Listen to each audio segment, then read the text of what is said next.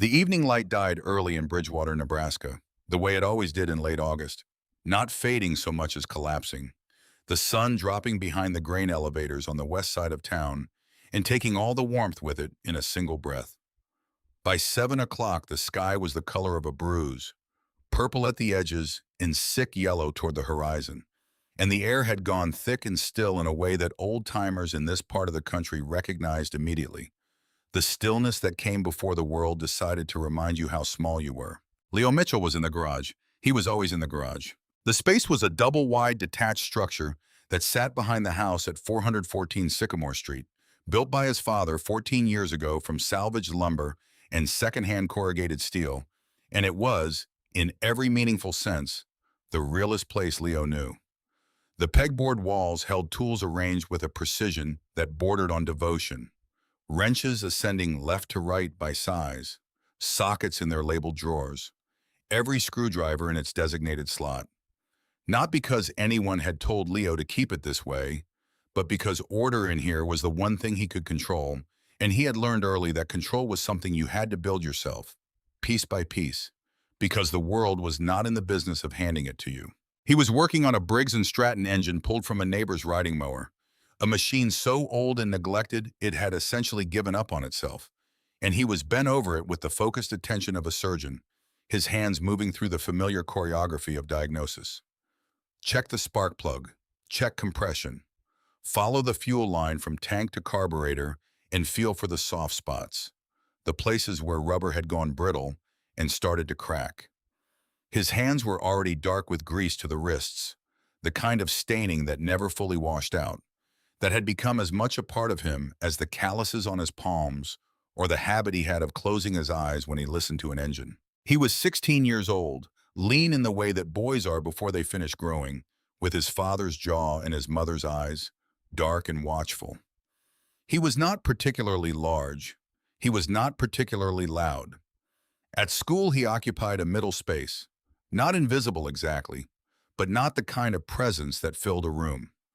He was the kid in shop class who fixed things that other kids broke, and this had earned him a certain practical respect, but not the kind that translated into Friday night invitations or easy conversation in the hallway. Here, though, in this garage, he was something different. Here he was competent in a way that felt close to grace. The envelope was on the workbench. It had been there since yesterday afternoon, when the mail carrier had left it wedged between the screen door and the frame, and Leo had intercepted it before his mother got home from her shift. He had read it once, standing in the driveway in the last of the afternoon light, and then he had read it again, slowly, the way you read something when you are hoping the words will rearrange themselves into something less terrible than what they appear to be. They had not rearranged themselves. The return address read, Caldwell Development, LLC, and the letterhead was crisp and expensive looking, the kind of stationery designed to communicate that the person who sent it had access to better lawyers than you did. The language inside was dense and bureaucratic and precise, but the meaning was simple enough. Caldwell Development, LLC, had reviewed the account associated with the property at 414 Sycamore Street, Bridgewater, Nebraska, and had determined that the payment due on the 15th of the previous month had not been received. Under the terms of the rent-to-own agreement signed 8 years ago, a missed payment constituted a breach of contract. The letter was a formal notice of that breach. The family had 30 days to cure the default or vacate the property. Leo had stood in the driveway holding that letter until his hands stopped shaking enough to fold it back into the envelope. His mother had paid. He knew she had paid because he had been sitting at the kitchen table when she wrote the check, had watched her note the confirmation number in the small spiral notebook she kept for exactly this purpose, a habit she had developed in the years after his father died, when money became a thing. You tracked with the obsessive precision of someone who understood what it meant to lose track of it. The payment had gone through. There was a receipt. But the letter was real, and the letterhead was real, and Warren Caldwell's signature at the bottom was real, and Leo was 16 years old and understood already that reality was not always the same thing as truth, and that the distance between them was most often measured in the size of someone's legal budget. He had not told his mother. This was not because he was trying to protect her in some naive way. Carol Mitchell was not a woman who required protection. She was 44 years old, and she had worked the emergency room at Bridgewater Regional for 11 years, had held people's hands while they died, had made rapid decisions under conditions of genuine chaos, had raised a son alone for 3 years without once letting him see how afraid she sometimes was. She did not need her 16-year-old son to shield her from bad news. He had not told her because she had come home that evening, exhausted in the deep way that 12-hour ER shifts produced, the kind of tired that lived in the bones and not just the muscles, and because she had eaten dinner quietly and asked him about school and told him about a patient who had made her laugh, and he had not been able to take that from her. Not yet. Not until he understood the situation better. So the envelope sat on the workbench, and Leo sat with the mower engine, and the sky outside continued its slow deterioration. He was thinking about the contract. He had pulled it out of the fireproof lockbox his father had kept under the bed, the same box that held the death certificate and the insurance documents and the deed, which was not quite a deed yet, but a rent-to-own agreement that would become a deed in 14 more months if everything went right. He had spread the contract on the kitchen table after dinner and read it with the same methodical attention he brought to a service manual, parsing the language clause by clause, looking for the architecture of the thing, trying to understand not just what it said, but how it was built. What he found troubled him. The contract was not a simple document. It had been drafted by lawyers, Caldwell's lawyers, and it had been drafted with a certain asymmetry of purpose that Leo recognized even at 16, because he had always had a facility for understanding systems, for seeing how the pieces of a thing were designed to work together and whose interests those pieces were designed to serve. The penalty clauses were severe. The cure window was narrow. And there was a provision on page 7 buried in a subordinate clause about payment processing that gave Caldwell Development a 5-day period to verify and record any payment before it was considered received. 5 days. The letter had been dated the 19th. The payment had been due the 15th. 4 days. 1 day short of the verification window. Or that was how Caldwell intended to read it, Leo suspected. He set down his socket wrench and closed his eyes and listened to the night outside the garage, which was not quiet. The wind had begun to move in a way that was different from the ordinary August evening wind. Heavier somehow, more purposeful, carrying in its current the faint electrical smell of approaching weather. Leo had grown up in tornado country, and he knew that smell the way he knew the sound of a misfiring cylinder, not through any deliberate study, but through the accumulated experience of a body that had learned to read its environment. He opened his eyes and looked at the small window set high in the east wall of the garage. The sky was dark and moving. He pulled out his phone and checked the weather service. The alert was already there, posted 17 minutes ago. Tornado watch in effect for Dawson County and surrounding areas until midnight. Large hail possible. Damaging winds. Seek shelter. Leo looked at the window again. Then he looked at the highway. Highway 77 ran along the western edge of Bridgewater, a 2-lane state road that connected the town to the interstate 30 miles north. And from the garage window, Leo could see a section of it between the tree line and the overpass, maybe a quarter mile of visible road. What he saw on that road made him straighten up and move to the window for a better look. Motorcycles. A line of them, heading south on 77, running fast. He counted before he lost them behind the tree line. 1, 2, 4, 7, 12, 15, and more behind those. A convoy moving in tight formation with the deliberateness of people who knew what they were doing on a road. Chrome caught the last of the dying light and threw it back in brief flashes, like signals. The patches on their backs were visible even at this distance. Dark vests with a design he couldn't make out clearly, but the formation and the style told him everything about who these people were. He recognized the situation immediately, not the people, but the situation, with the same clarity he brought to mechanical problems. They were still a mile from the overpass. The sky to the northwest, the direction the storm was coming from, had gone from bruised purple to something darker and more serious, a greenish black that experienced plains weather watchers understood as a color that meant business. The hail would arrive first. It always did. And the hail that came with storms like this one was not the hail of childhood, not the marble-sized ice that had pinged off the roof of his elementary school and collected in the gutters for kids to throw at each other. Plains hail in a serious storm came down like rocks, like fists, like the sky itself had decided to throw everything it had at whatever was underneath it. Leo did not think about this for very long. He did not think about who these people were, or whether they were the kind of people his mother would want him inviting into their garage, or what the neighbors might say, or any of the hundred social calculations that most 16-year-olds would have run through in rapid succession.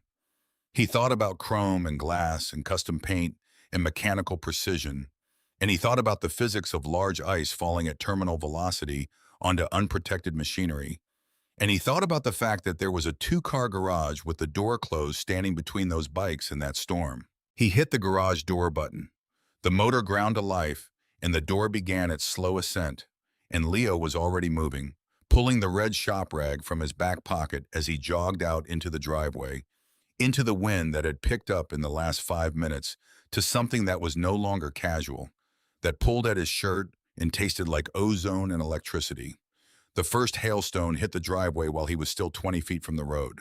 It was the size of a golf ball, and it struck the concrete with a sound like a gunshot and shattered into pieces that skittered across the surface in every direction. Leo felt one of the fragments catch him on the shin, a sharp, cold pain that he ignored. He reached the edge of the yard and began waving the shop rag above his head with both arms, the universal signal of someone on the ground with something urgent to communicate. For a moment, nothing happened. The bikes kept coming, moving fast, the lead rider on a massive machine with a paint job that even in the deteriorating light looked like frozen fire, deep reds and blacks that seemed to generate their own illumination. The rider was big, broad in the shoulders even through the leather, and he was watching the road with the focused attention of someone managing a machine at speed in changing conditions. Then he saw Leo. The lead bike swerved, not dramatically, not dangerously, but with the controlled precision of a skilled rider making a decision and executing it in a single fluid motion. He crossed 2 lanes, mounted the curb, and came up the driveway with the throttle backing off in a descending roar. And behind him, like a school of fish responding to a signal only they could perceive, the rest of the convoy followed. Leo ran back toward the garage and started directing traffic. He had played enough spatial reasoning games in his life, had spent enough hours figuring out how to fit engines back into engine bays and how to stack boxes in the storage room of the hardware store where he worked 2 afternoons a week, to understand immediately that fitting 20 large motorcycles into a space designed for 2 passenger cars was going to require precision and speed, and the willingness of 20 strangers to take direction from a 16-year-old kid they had never met. "Sportsters in the back!" Leo shouted over the thunder of engines and the escalating assault of hail on the metal roof. "Baggers along the left wall. You with the ape hangers, far right corner. Tight as you can. Kickstands up. Lean them to the wall." The riders looked at each other. Then they looked at the kid. Then one by one, they did what he said. There was something almost surreal about it. 20 men and women who looked like they had spent decades establishing that they did not take orders from anyone, maneuvering their machines with careful obedience into the positions Leo indicated, adjusting angles when he gestured, shutting down engines when he gave the signal, treating his directions with the seriousness of a pit crew responding to a race engineer. Maybe it was the hail, which was coming down now in earnest, stones the size of baseballs hammering the driveway and the street and the roof in a continuous roar that made conversation nearly impossible and urgency completely obvious. Maybe it was something else. Whatever it was, they listened. A man with a gray beard and arms that belonged on someone twice his apparent size walked a custom chopper into the tightest corner with the delicacy of someone moving a piece of art. A woman with silver hair braided back, her helmet off now, guided a deep purple softail into position along the left wall and gave Leo a nod that contained more genuine respect than anything he had received from any adult in recent memory. The second-to-last bike slid into place. Then the last one, the big road king with the fire paint job, came in with its rider still mounted, watching Leo with an expression unreadable behind road-worn features, waiting. Leo pointed to the last remaining space, a slot between the chopper and the wall that was exactly wide enough if the road king went in at a 20-degree angle, and the rider moved it there with the controlled ease of a man who had been putting large machines into tight spaces for a very long time. Leo hit the garage door button. The door came down through the narrowing gap just as the storm outside escalated to something beyond description as weather and had become instead a physical assault, a continuous bombardment of ice and wind and sound that made the thick concrete walls of the garage feel like the only solid thing in a world that had decided to come apart. Through the last 6 inches before the door sealed, Leo saw a hailstone the size of a small melon strike the driveway and leave an actual crater in the concrete. Then the door closed, and the sound became muffled, and 20 people and 20 motorcycles and one 16-year-old boy were alone together in a space that smelled of hot oil and ozone and leather, and the electric tension of strangers who have just survived something together. The silence that followed was not really silence. The hail continued its assault on the roof, a sound like continuous machine gun fire against the corrugated steel. But inside the garage, after the engine noise died, there was a comparative quiet that felt enormous. 20 pairs of eyes looked at Leo. He looked back at them. The lead rider swung off the Road King with a motion that was neither slow nor hurried, just deliberate, the movement of a man who did not waste effort. He pulled his helmet off and tucked it under his arm, revealing a face that had been shaped by years of outdoor living.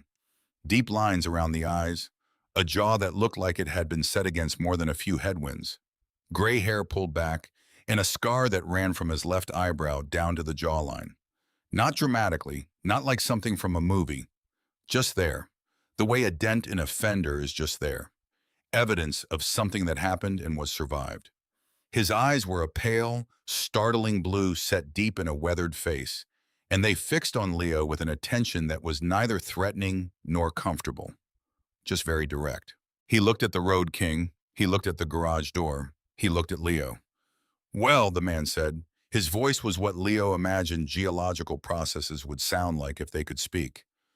"That was close." He extended a gloved hand. "Silas Thorne," the man said. "They call me Vandal, and you just saved about $400,000 worth of chrome, kid." Leo shook the hand. The calluses on the man's palm matched his own in a way that felt significant. The handshake of two people who worked with their hands and knew what that meant. "Leo Mitchell," Leo said. "It's just a garage." "Just a garage," the silver-haired woman said from across the room, and her voice carried a dry amusement that suggested she had heard a lot of understatement in her life and had learned to appreciate it. She had removed her helmet to reveal a face that was striking in the way that faces shaped by real experience often are. Not soft, but not hard either. Somewhere in between. The face of a woman who had made decisions and lived with them. Her vest patch read Valkyrie. "Honey, the hail that's hitting your driveway right now would have totaled every one of these bikes. Paint jobs alone would have been $50,000 to replace." "Kid knows his geometry," said a man with a black beard braided in thick sections, built like something load-bearing, his voice carrying the rumble of a man accustomed to being heard without raising it. His patch read Thor. He stepped forward and put a hand on Leo's shoulder with enough force to be felt, but not enough to be aggressive. "Respect." The next hour and a half passed in a way that Leo would later struggle to describe to anyone who hadn't been there, because it had the quality of a dream. Not the disorienting kind, but the rare kind where everything is very clear and very specific and somehow exactly as it should be. 20 bikers settled into the garage with the resigned practicality of people who had ridden through enough weather to know that you waited it out, and that was all there was to it. Some sat on the concrete floor with their backs against the walls. Others leaned against their bikes. A wiry man covered in tattoos produced a worn deck of cards from his vest and found two takers immediately. "No smoking in here," Leo said before the first hand was even dealt. "Please, my mom would notice." He expected at minimum some grumbling. What he got was Vandal snapping his fingers once without looking up from where he stood examining the workbench. "You heard him," Vandal said. "His house, his rules." 3 hands that had been moving toward vest pockets stopped moving. Leo pulled out his phone and texted his mother. "Storm hit. In garage. Safe." Her response came back in under a minute. "Storm bad here too. Staying at hospital until it clears. ER's slammed. You okay?" He texted back, "Fine. Garage is solid." She sent a heart emoji, which was not like her, which told him the storm was making her feel things she didn't usually show. He set his phone down and looked at the Road King. It was a magnificent machine, if you had the eyes to see it, and Leo had those eyes. The paint job up close was extraordinary, layers of deep red and charcoal black that shifted as the light moved, the flames not painted on but somehow embedded in the finish, as though they were coming from inside the metal. The chrome was immaculate. The leather was aged but maintained with the attention of someone who understood that leather, like all organic things, needed to be tended to survive. The engine was a piece of functional sculpture, a large V-twin that breathed through custom pipes and sat in its frame with the settled authority of something that knew exactly what it was built for. "You can look closer if you want," Vandal said from behind him, and Leo startled slightly because he hadn't heard the man approach. "Sorry," Leo said. "I wasn't going to touch it." "I know," Vandal said. "That's why I said you could look closer." Leo leaned in. He could see now, up close, the detail work in the paint, the pinstripe that ran the length of the tank in a line so fine and true it must have taken hours. The custom machined foot pegs that were functional art, the way the handlebar risers had been cut and welded to achieve an angle that was precise to the point of being personal, fitted to this specific rider's measurements and preferences. "Your work?" Leo asked. "Some of it," Vandal said. "Dex Prudhoe did the engine work.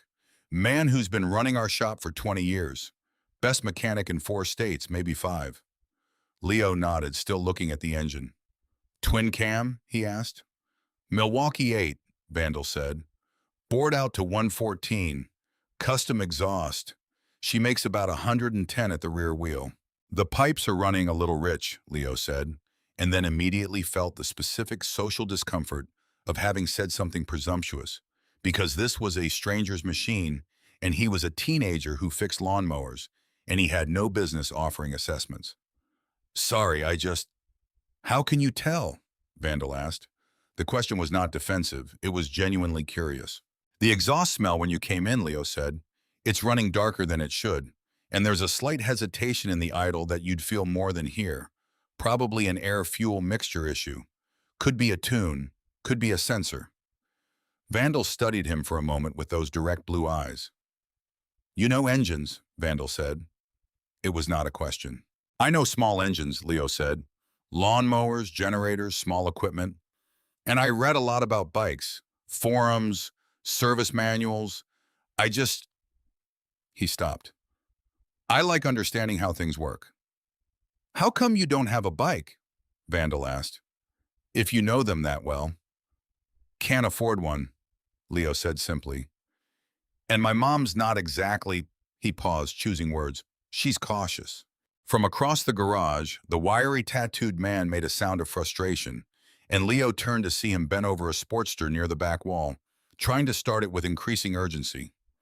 The engine was doing something Leo recognized immediately, the unhealthy sound of a motor trying to catch and failing, almost finding combustion, and then falling back, cycling through the same futile attempt over and over. "Something's wrong," the man said. "It was fine before the storm, now it won't catch." Leo walked over without being asked. Something in him simply moved toward the problem the way water moves toward the lowest available point, naturally and without deliberation. "Mind if I listen?" he asked. The biker looked at Vandal. Vandal gave a small nod. "Go ahead," the man said. Leo crouched beside the Sportster and had the man turn it over twice. He closed his eyes and listened, not just to the engine, but to the space around the engine, the way the sound behaved in its own vicinity, the quality of the attempted combustion, the rhythm of what was working and what wasn't. Then he ran his hand along the carburetor and the vacuum lines and the intake, his fingers reading the surfaces the way a blind person reads a face. He found it. A small crack in a rubber vacuum hose, recent, probably caused by the vibration of the ride, or possibly a stone thrown up by the road. Small enough to be invisible to casual inspection, large enough to pull enough air to destroy the fuel mixture and prevent the engine from sustaining combustion. "Vacuum leak," Leo said. "Right here." He traced the crack with his fingertip. "It's pulling air into the intake. That's why it almost catches but can't hold. The mixture is off just enough." "Can you fix it?" the biker asked. Leo looked around the garage. He reached into the pocket of his jeans and pulled out a stick of gum. He held it up, a little sheepishly.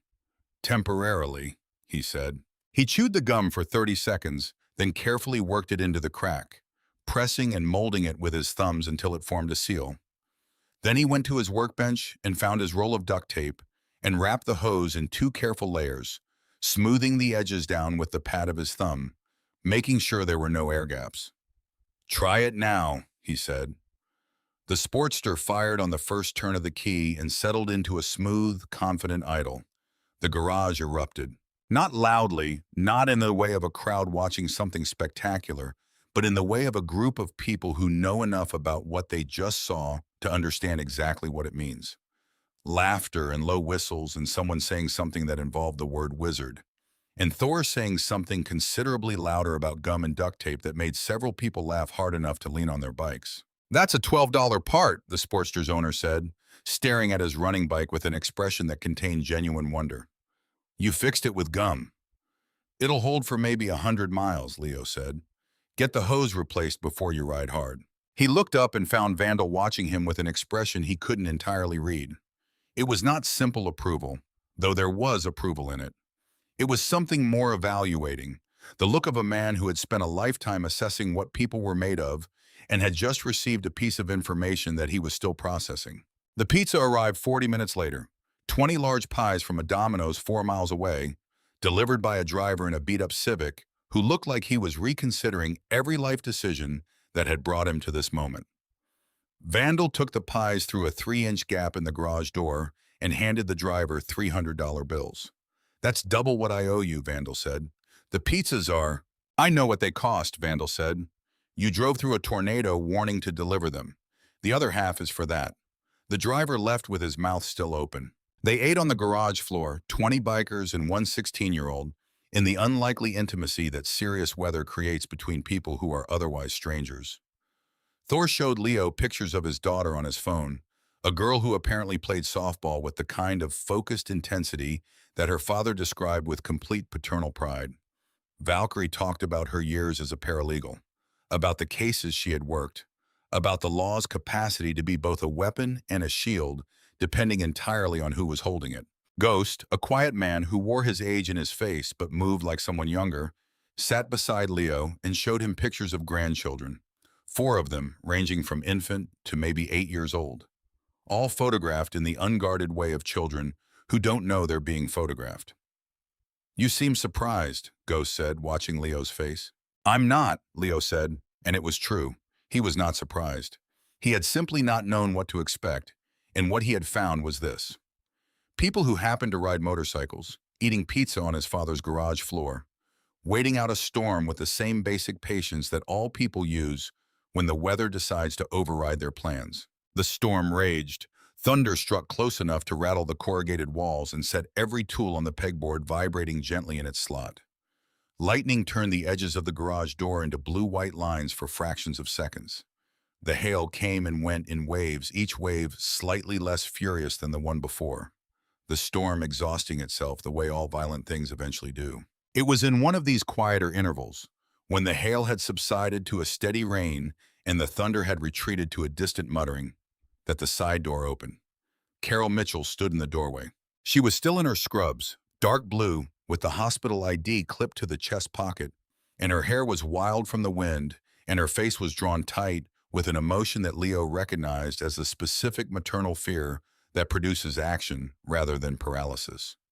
In her right hand was the aluminum baseball bat from his Little League days, the one that had lived in the closet for years and that she had apparently retrieved on her way through the house, and she held it the way someone holds something they genuinely intend to use. Her eyes swept the garage and found Leo in approximately 1 second, and then they swept the rest of the space, taking in the 20 people, the 20 motorcycles, the pizza boxes, the cards, the general improbability of the scene, and her jaw set in a way that Leo knew from long experience meant she had made a decision. "Leo," she said. Her voice was controlled in the way that people who have worked in emergency medicine learn to control their voice, precise and measured, regardless of what was happening underneath. "Get behind me. Now." "Mom, now, Leo." Leo stood up. He did not move behind her. He moved to stand beside her, which was a different thing entirely, and he felt the significance of the distinction even as he did it. "They were going to get caught in the hail," he said. "Their bikes would have been destroyed. I let them in." "You let them in," Carol repeated, as though verifying the facts before proceeding. "Yes." Vandal had risen from where he sat and now stood with both hands visible. No sudden movements, his helmet held loosely in one hand in a gesture that was deliberately non-threatening. He had the look of a man who had navigated tense situations before and had learned that the first 30 seconds were the ones that mattered. "Mrs. Mitchell," he said, and his voice had dropped to something quieter and more careful than he had used with Leo or his club. My name is Silas Thorne. Before you make any decisions, I'd ask you to take 30 seconds and just look at what's actually happening in this garage. Carol's eyes moved without her head moving, a nurse's assessment technique, taking in data rapidly and efficiently. Nobody's touched anything, Vandal continued. Nobody's lit a cigarette, though I know at least 4 of us would have liked to. Nobody's given your son a hard time. We're eating pizza and waiting out a tornado warning, same as any other group of people who got caught somewhere by weather. I know who you are, Carol said. I've seen the news. You've seen what the news says we are, Vandal said. That's a different thing. Leo felt his mother's arm against his shoulder, felt the slight tremor in it that she would not want him to notice, the evidence of what this moment was costing her. Mom, Leo said quietly, look at the bikes. Look how they're parked. Carol looked. The motorcycles were arranged with a precision that was unmistakably deliberate, each one positioned to minimize contact risk with the others, each one standing in exactly the space it had been directed to, the garage organized with a care that was more than practical, that spoke of someone who understood the value of what was being protected. He packed 20 bikes into a 2-car garage, Valkyrie said from the far wall, her voice conversational, not pressing, without a scratch on any of them. In the dark, in a storm, in about 4 minutes. Carol looked at Leo. Something in her face shifted, not releasing, not fully, but reorganizing around a different understanding of what she was seeing. She had known her son's capability for a long time.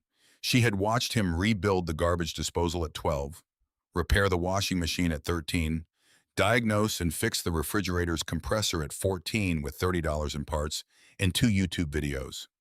She knew what his hands could do. She lowered the bat, not all the way, but down. The second the storm clears, she said, you leave. We'll be gone before the driveway dries, Vandal said. The bat came the rest of the way down. The storm broke at 20 minutes past 9, the way plain storms often broke, abruptly, as though the sky had simply exhausted its supply of fury and decided to stop. The thunder moved east and the rain slackened, and the air that came through the gaps in the door smelled clean and cold, in the way that only post-storm air can smell, washed of everything that had been wrong with it before. The bikers began the careful process of extracting their machines from the puzzle Leo had assembled, and it was slower going out than in, requiring deliberate maneuvering to avoid the contact that would have been ruinous to paint that had survived the storm only by the margin of 40 minutes and a 16-year-old's quick thinking. Leo helped, directing the dismantling of his own arrangement with the same precision he had used to build it. Vandal was the last one in, which meant he was the last one out. He was walking the Road King toward the door when he stopped. He had been passing the workbench and something on it had caught his eye, and he stood now looking at it with an expression that had changed into something harder and more focused than the one he had been wearing a moment before. He reached out and picked up the envelope. The Caldwell Development, LLC letterhead was visible even from where Leo stood. Vandal read it without asking. Then he read it again. The garage was quiet, the last bike had gone, and it was just Vandal and Leo and Carol now. Carol, who had moved to stand near the workbench, and who had seen what Vandal was holding, and whose face had gone still in the way of someone discovered keeping a secret they were not yet ready to share. Leo, Vandal said. His voice was different now, quieter and more careful. How long have you had this? Since yesterday, Leo said. She didn't know? She didn't know until right now, Carol said, and her voice was very controlled. Vandal looked at Carol. How long have you been in this house? He asked. 8 years, Carol said. Rent to own, 14 months left. Vandal set the letter down on the workbench with a care that was deliberate, like placing evidence. He reached into the inside pocket of his vest and pulled out his phone and photographed the letter. Full frame, getting the letterhead and the signature and the account number and every detail that might matter. Then he put his phone away and reached into the same pocket and produced a business card. Plain white stock, just a phone number and a small printed image. A skull with wings. He held it out to Leo. If Caldwell shows up before the 30 days, Vandal said. Not after. Before. You call that number the same minute he pulls into your driveway. You understand what I'm saying? Mr. Thorne, Carol began. Mrs. Mitchell, Vandal said, and the way he said it was respectful without being deferential, the tone of someone who had earned the right to speak plainly. Your son saved $400,000 in bikes tonight. More than that. He saw people in trouble, and he helped without asking who they were, or what they rode, or whether it was convenient for him. In my world, that means something specific, and it means something permanent. Your family is under the protection of the Black Ethel Guard MC. That's not a small thing. Carol looked at the card in Leo's hand. She looked at the man who had given it. She had spent 11 years in an emergency room learning to read people rapidly and under pressure, learning to distinguish between the ones who would hurt you and the ones who would not, learning that the exterior presentation of a person was the least reliable data point available. What she read in Silas Thorne's face, in his voice, in the way he had enforced Leo's no smoking rule without being asked, in the way he had held his hands visible from the first moment she entered the garage, did not read as a threat. She did not say anything, but she did not tell Leo to put the card down. Vandal walked the Road King out into the clean post-storm night and swung his leg over it with the ease of long practice. The engine started on the first press, a deep, authoritative sound that settled into an idle and then opened up as he rolled down the driveway. At the street, he stopped once, looking back, and then he was gone, the sound of his pipes fading south toward the highway. Leo stood in the driveway and watched the taillights disappear. The street was devastated. Hailstones the size of baseballs still lay in the gutters, inexplicably solid in the post-storm air, as though the storm had left behind evidence of itself that it couldn't quite bring itself to take back. The driveway was pocked and cratered. The flower bed Carol tended along the foundation was flattened. Somewhere down the block, a car alarm was cycling through its useless repertoire in the empty street, triggered by hail damage, answering nothing. Carol stood beside Leo. She had not put the baseball bat down, but she was holding it at her side now, relaxed, not a weapon anymore, so much as an object she was carrying. Leo still had the business card. He turned it over in his fingers, looking at the phone number, the small printed skull, the clean white cardstock. Leo, Carol said quietly. Yeah, the letter. Her voice was steady, but he could hear what steadiness was covering. Show me the contract. Tonight. I already read it, Leo said. I found something. On page 7. She turned to look at him, and in the yellow light from the garage behind them, her face was tired and careful, and trying to be brave. And she was his mother, and he loved her with a ferocity that was hard to look at directly. Tell me, she said. So he told her. Standing in the driveway with the hail still melting in the gutters, and the business card in his hand, and the garage behind them holding the smell of 20 bikes, and the memory of what had just happened in it, Leo told her everything he had found in the contract, everything he had worked out, everything he suspected about what Warren Caldwell intended. And Carol Mitchell, who had not cried when her husband died because someone had to hold things together, who had not cried through 3 years of double shifts and budget calculations and the loneliness of making every decision alone, stood in her damaged driveway in her hospital scrubs and let her 16-year-old son explain to her how the system they were up against was built. And she listened the way she listened to the doctors in the ER, with full attention and without flinching. And when he was done, she was quiet for a moment. Then she said, "He's not getting this house." Leo looked at the card one more time. Then he put it in his pocket, next to the shop rag, next to the gum wrapper, next to all the ordinary things that lived in the pockets of a 16-year-old boy. No, he said. He's not. 3 days passed. They were not quiet days. Carol pulled the rent-to-own contract from the fireproof box and read it herself, twice, then a third time with a yellow highlighter and a notepad, making marks in the margins the way she marked patient charts, precise and systematic, building a record of what was there and what it meant. Leo sat across the kitchen table from her both evenings, and they worked through it together, mother and son, parsing the language clause by clause, identifying the places where Caldwell's lawyers had built in flexibility that only ran one direction. Leo found a tenant rights organization online, a nonprofit based in Lincoln that offered free consultations, and Carol called them on the second day. The woman she spoke to was patient and knowledgeable, and by the end of the conversation, genuinely concerned. The payment processing clause on page 7 was unusual, she said. Possibly enforceable, possibly not. It would depend on a judge and on how well documented Carol's payment was. She recommended gathering every piece of evidence related to the transaction, the bank record, the confirmation number, the date stamp, everything, and keeping it somewhere safe. Carol already had all of it. She had kept it in the spiral notebook, every transaction recorded in her careful handwriting, every confirmation number written down the same day it was received. 8 years of payments, documented with the precision of someone who had understood from the beginning that she was operating without a safety net, and that the record she kept might someday be the only thing standing between her family and catastrophe. She did not say it out loud, but Leo saw it in the way she held the notebook that second evening, turning it in her hands after they finished reading, as though weighing it. She had been in an ER long enough to know that a thing could seem resolved and still come back. Caldwell had signed nothing yet. He had made no agreement. He had only sent a letter, and men like Caldwell sent letters the way other people drew breath, automatically and without particular concern for what they cost anyone else. On the third morning, Leo woke at 6 and went to the garage and started working on a small engine repair he had promised a neighbor, and the morning was ordinary in every respect. Cool and clear after the storm, the sky a clean late summer blue, the streets still showing the evidence of the hail in the pocked concrete, and the stripped leaves on the trees, but otherwise returned to its normal quiet self.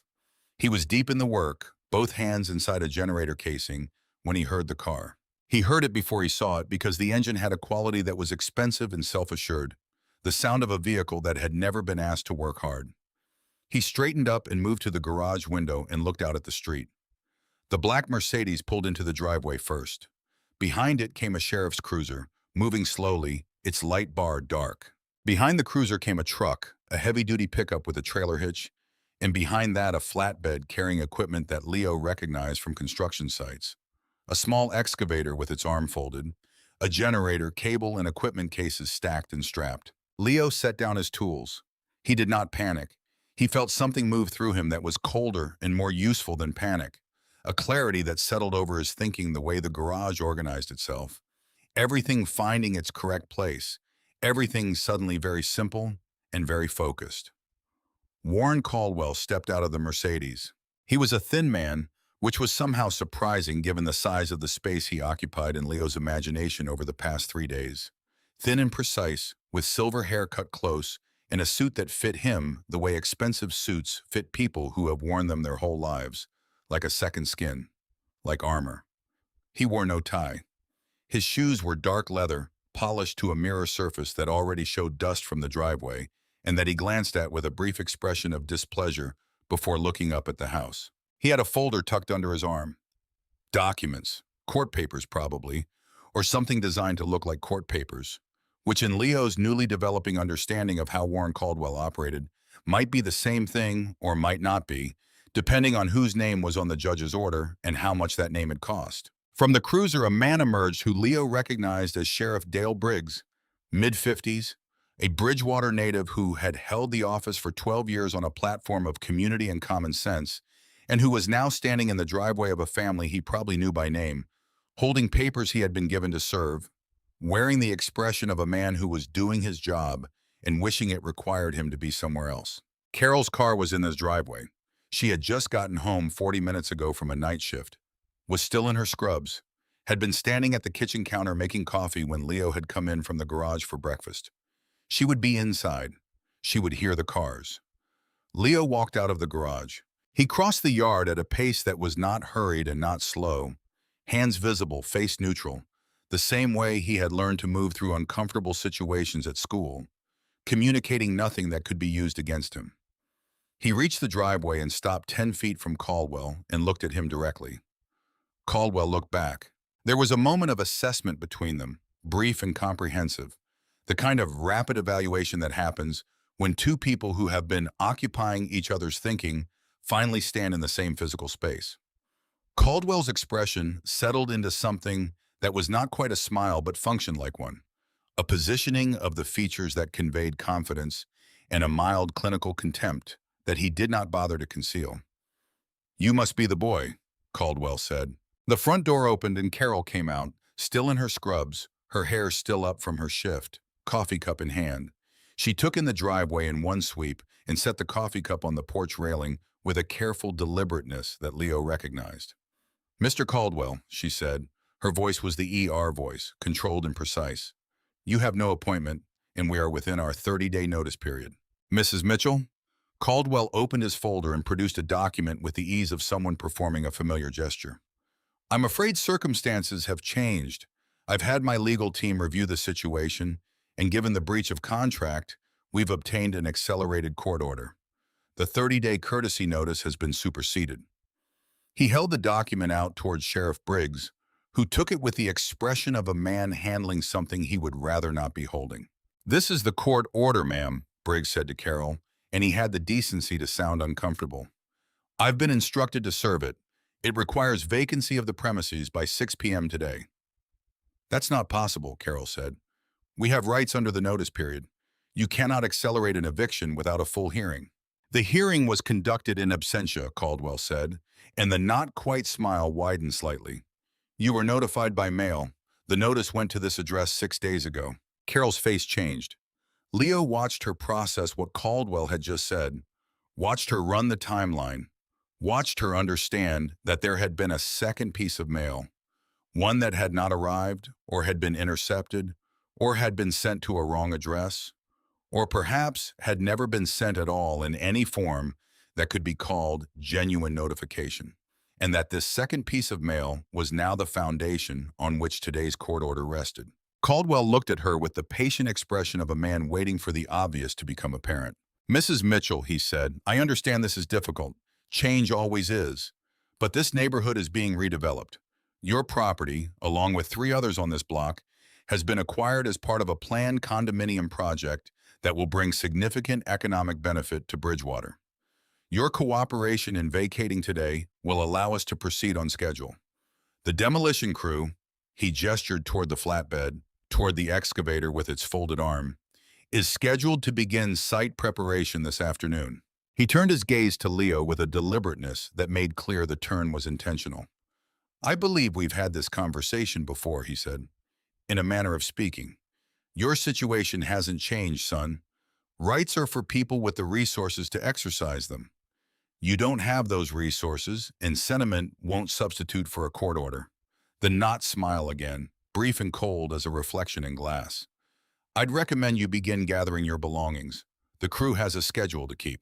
Leo looked at him. He looked at him the way he looked at an engine he was trying to understand, with patience and without flinching, tracking the components and the connections, building a model in his mind of how the system worked.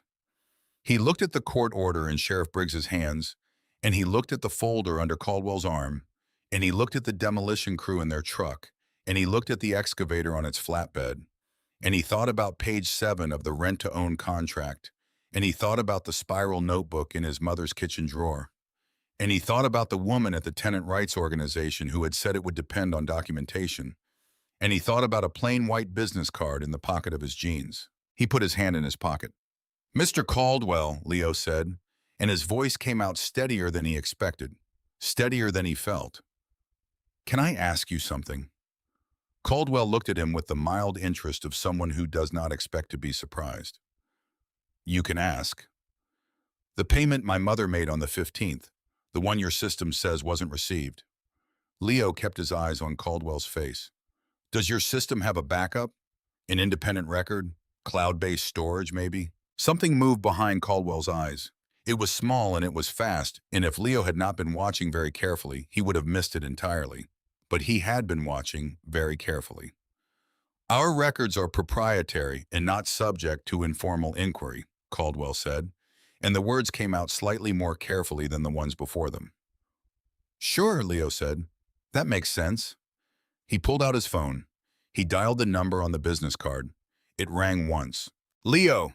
Vandal's voice, immediate and unhurried. "He's here," Leo said. "Caldwell.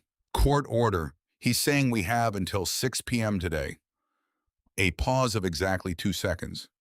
Then, "We're already rolling. Keep him talking." The line went quiet but did not disconnect. Leo put the phone in his shirt pocket with the microphone facing out. Caldwell was watching this with an expression that had begun to recalculate. "Who did you call?" he asked. "A friend," Leo said. A friend. Caldwell glanced at Sheriff Briggs, then back at Leo. Son, I don't know what you think is about to happen, but I'd strongly encourage you not to complicate this situation. The order is valid. The timeline is legal. Whatever your friend intends to do. I read the contract, Leo said. Caldwell stopped. Page 7, Leo said. The payment verification clause.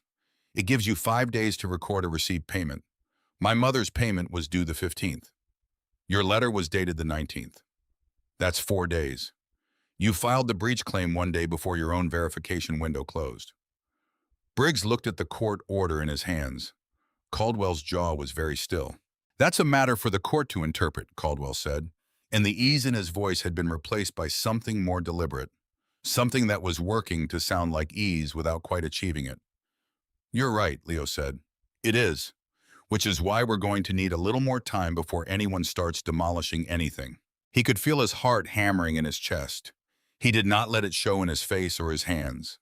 He kept his eyes on Caldwell's and he kept his voice level, and he thought about his mother in her scrubs on the porch behind him, and about his father's tools on the pegboard walls in the garage behind them all, and about 14 months and about 8 years of payments in a spiral notebook, and about how none of those things were small things, even if Caldwell's eyes said they were. Then the sound began. It started as a vibration, something felt before it was heard, a low-frequency trembling in the air and in the ground that Leo recognized not from experience, but from something older than experience, from the part of the body that knows certain sounds the way it knows the smell of smoke or the cold of deep water. It grew and grew. Caldwell heard it. His head turned north toward the sound, and for the first time since he had stepped out of his Mercedes, he looked like a man encountering something outside his prepared scenarios. Sheriff Briggs heard it. His hand moved toward his belt and then stopped because the training that made that hand move toward a weapon was designed for human-scale threats. And what was coming from the north of Bridgewater on this clear August morning was not something that training had calibrated him for. Carol heard it. Leo heard her step forward on the porch behind him. The demolition crew heard it. 2 men got out of the truck to look and then immediately got back in. They came from the north end of Sycamore Street and they filled it. Not 20 this time, not 50. The sound arrived before the visual, the way thunder arrives before you see the lightning. A continuous rolling thunder that had no weather in it, that was entirely mechanical and entirely human and entirely intentional. Then they turned the corner at the north end of the block, and the street went from empty to full in the span of 10 seconds. 300 motorcycles. They came in formation, organized by club, each group riding in tight columns that then expanded to fill the available space as they moved down the block, filling the street from curb to curb, and then overflowing onto the sidewalks in the neighboring yards, their riders moving with the precise coordination of people who had been doing this for decades and knew exactly what they were doing and why. Chrome caught the morning sun and threw it back in 1,000 directions. Leather and denim and color and steel, a wall of it, moving and settling and idling down until the engines were a collective low rumble that you felt in your sternum more than heard with your ears. The Black Ethel Guard came first, Vandal at the point, the Road King leading the column. Behind them came clubs Leo didn't know by sight, but would learn later. The Iron Saints, the Midwest Brotherhood, the Plains Riders, clubs that had received a phone call sometime in the past 3 days and had answered it the way Vandal had said they would. When one of us gets called, we all answer. They filled the street and they stopped. The engines idled down one by one until there was a silence that was not silence.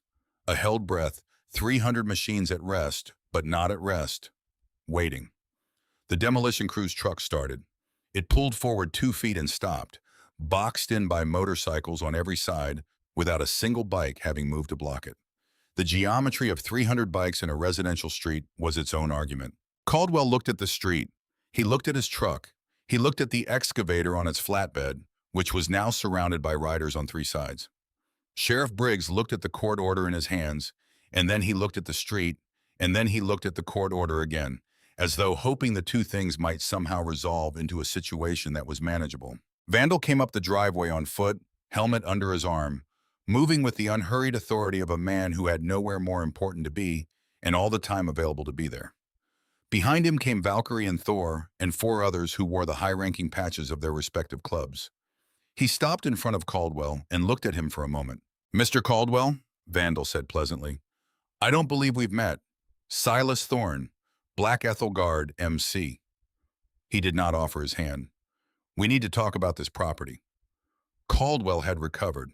Whatever the arrival of 300 motorcycles had done to his composure, he had gotten it back, or gotten enough of it back to function, and he squared himself to Vandal with the body language of a man who had not survived decades of development deals by being easily rattled. "I don't know who you think you are," Caldwell said, "or what you think this display accomplishes, but this is a legal matter involving a valid court order. Your presence here constitutes—" "Constitutes what?" Vandal interrupted, and his voice was still pleasant, the pleasantness of someone who finds the conversation interesting. "Standing on a public street, visiting our friend Leo? We're not on your property, Mr. Caldwell. We're on a public right-of-way, which we have every legal right to occupy." He turned to Valkyrie, who had produced a folder of her own, thicker than Caldwell's, and who was now holding it with the ease of someone very comfortable with documents. "Diane," Vandal said. Valkyrie stepped forward. "Mr. Caldwell," she said, and her voice was different from Vandal's, precise and formal, and carrying in it the authority of someone who had spent years in legal settings and had not forgotten the vocabulary.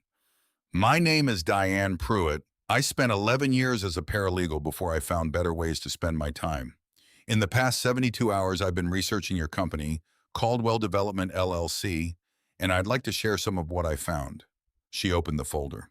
"In the past 5 years, your company has initiated eviction proceedings against 18 rent-to-own clients.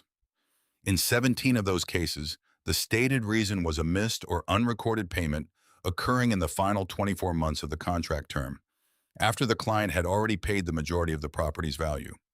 In all 17 cases, the client lost the property and forfeited all equity accumulated under the agreement." She paused. "In all 17 cases, the property was subsequently redeveloped and sold at a significant multiple of its rent-to-own value." She handed a page to Sheriff Briggs, who took it with the expression of a man watching a situation he thought he understood become something different. "The Mitchell family is case number 18, Valkyrie said. "The pattern is consistent and documented." "That's slander," Caldwell said. "Those were legal business transactions." "It's documented fact," Valkyrie said. "And there's more." Thor stepped forward, his phone held out, a spreadsheet visible on its screen. "Payment processing records," he said. "Your company uses a cloud-based system for transaction management. Cloud-based systems maintain independent backups that exist separately from your internal records." He turned the phone toward Briggs. "This is Carol Mitchell's payment from the 15th of last month. Confirmation number, timestamp, processing record, all of it. The payment cleared. It's in your backup, Mr. Caldwell. The payment your internal records claim was never received." Briggs looked at the phone. He looked at the screen for a long time. Then he looked at Caldwell. Caldwell said nothing. "Sheriff," Valkyrie said, not unkindly, "I'd suggest that the validity of this court order may be worth a second look, given that the breach of contract it's based on appears not to have occurred." Briggs set the court order down on the hood of his cruiser. It was a small gesture and a large one simultaneously. Caldwell's lawyer arrived 11 minutes later, a compact man in a gray suit who had clearly been called from somewhere else and was breathing slightly hard. He moved to Caldwell's side, and they exchanged rapid, quiet words, and then the lawyer turned to address the assembled situation with the professional composure of someone paid to address exactly these kinds of assembled situations. "The digital records my colleague has referenced are not authenticated," the lawyer said. "They would require a court order to be admissible, and without authentication, they carry no legal weight. The eviction order stands." He was right. Leo knew he was right even before he finished speaking, because he had read enough online in the past 3 days to understand how evidentiary standards worked, and Valkyrie's expression confirmed it. A brief tightening around the eyes that she controlled immediately, but that Leo caught. Caldwell's composure returned. He straightened his jacket and looked at Vandal with the expression of a man who has just been handed back an advantage he thought he'd lost. "As I was saying," Caldwell said, "Leo was already moving." He had been moving, in fact, for the past 4 minutes, since the moment the lawyer arrived, and Leo had understood that the digital evidence, however real, was not going to be enough on its own. He had gone into the garage through the side door, and he had crossed to the door that connected the garage to the backyard, and he had opened it, and now he was standing in the alley that ran behind Sycamore Street, moving at a pace that was not quite running toward the end of the block. Marvella Osgood had lived at 421 Sycamore Street for 23 years. She was 72 years old, a retired school teacher whose husband had died 8 years ago and who had continued to occupy the house that they had bought together and paid for together, and whose ownership had never been in question until Warren Caldwell's company had approached her 5 years ago with what had seemed, at the time, like a reasonable offer to refinance into a rent-to-own arrangement that would provide her with immediate liquidity while allowing her to remain in her home. She had lost the house 14 months before the contract would have transferred the deed to her name. Leo had found her name in the public eviction records he had spent the second night after the storm searching, cross-referencing addresses with Caldwell development filings, building a map of the pattern that Valkyrie had documented more formally, but that Leo had found first, sitting at the kitchen table after midnight with his mother's coffee going cold beside him. He had not told Valkyrie about Marvella Osgood because he had not known until this moment whether what he was thinking would work, and because there was something in him that needed to know whether he could do this part himself. He knocked on her door. She answered in less than a minute, a small woman with white hair and sharp eyes, wearing a housecoat and holding a mug, clearly having been watching the situation on her block with the informed attention of a person who understood exactly what Warren Caldwell was capable of. "Mrs. Osgood," Leo said. He was breathing hard, not from the run, but from everything. "My name is Leo Mitchell. I live at 414. He's trying to do to us what he did to you." Marvella Osgood looked at him for a long moment with those sharp schoolteacher's eyes. "I know who you are," she said. "I knew your father." She turned from the door. "Let me get my box," she said. She came back in 90 seconds carrying a shoebox that had once held a pair of winter boots and that now held something more valuable than anything Caldwell's lawyers had brought with them today. Receipts, original contract pages with her signature in Caldwell's, emails printed on paper, time-stamped, showing correspondence in which she had documented her final payments and received automated confirmations that were now contradicted by the company's formal records. A handwritten timeline that a 72-year-old schoolteacher had maintained with the meticulous care of someone who had known, somehow, that she would need it someday. They walked back together, the 16-year-old boy and the 72-year-old woman, through the alley and around the corner and up the driveway of 414 Sycamore Street, into the assembled improbability of 300 bikers and 2 sets of lawyers and a court order on the hood of a sheriff's cruiser, and Warren Caldwell standing in the morning sun with his carefully reclaimed composure. The conversation stopped when they appeared. Leo walked Marvella Osgood to the center of the driveway and stopped. "This is Marvella Osgood," Leo said. "She lived at 421 Sycamore until 5 years ago. Caldwell took her house 14 months before her contract would have completed. She has her original contract. She has the payment records. She has the emails." He looked at Caldwell. "She's a witness." The silence that followed was its own kind of statement. Vandal looked at Leo. It was the same look he had given him in the garage during the storm, the evaluating look, the look that was processing information and incorporating it into a larger understanding. But it was different now, fuller, the look of someone whose assessment had just been confirmed at a level beyond what they had anticipated. He gave a single small nod. Caldwell's lawyer leaned in and said something quiet and rapid into Caldwell's ear. Caldwell listened. His jaw moved. Something behind his eyes did a rapid calculation that Leo could almost watch happen, the calculation of a man who is very good at assessing risk and who is now assessing a risk that has just changed shape in a way he had not anticipated. Marvella Osgood stood in the driveway with her shoebox and looked at Warren Caldwell with the expression of someone who has waited a long time for a specific moment and has not been certain it would ever arrive. Vandal opened the saddlebag on the Road King. He produced a metal briefcase that he carried to the hood of the Mercedes and set it down and opened it. $50,000 in banded cash. The morning sun hit it and the light scattered across the bills in a way that seemed almost theatrical. And Leo thought distantly that real life occasionally arranged itself with the compositional sensibility of something that had been planned. "My offer, Mr. Caldwell," Vandal said, standing back from the open case with his arms at his sides. $50,000. Cash, clean money, club treasury, and contributions from brother clubs. It covers the remaining balance on the Mitchell contract with interest and compensates you for your administrative inconvenience. You sign the deed over today, you withdraw the court order, you take your crew and you leave Sycamore Street and you don't come back. Caldwell looked at the money. He looked at the shoebox in Marvella Osgood's arms. He looked at the phone in Thor's hand with the payment records on its screen. He looked at the 17 documented cases in Valkyrie's folder. He looked at Sheriff Briggs, who was no longer holding the court order. He looked at the street full of motorcycles and the faces of 300 people who had driven here from across the region to stand on a public right-of-way on a Tuesday morning because a 16-year-old kid had made a phone call. He looked at Leo. Leo looked back at him with the same patient attention he had used in the garage, the same quality of looking that did not flinch and did not perform. "The property isn't worth $50,000, Caldwell said. "It's worth about 25, Vandal agreed. "The other 25 is what we call a leave and don't return fee." He paused. "We have time, Mr. Caldwell. All the time there is. Lawyers, courts, the 17 families Valkyrie found, Marvella Osgood's original documents, the digital backup records, your company's pattern of conduct in front of a federal housing judge." He let that sit. "Or you take the money and you have a good morning." Caldwell's lawyer put his hand on Caldwell's arm, and they stepped away for a brief exchange that was low and rapid, and that ended with Caldwell closing his eyes for 2 seconds in the way of a man swallowing something that does not go down easily. He walked back to the Mercedes hood. He took the pen his lawyer offered. He signed.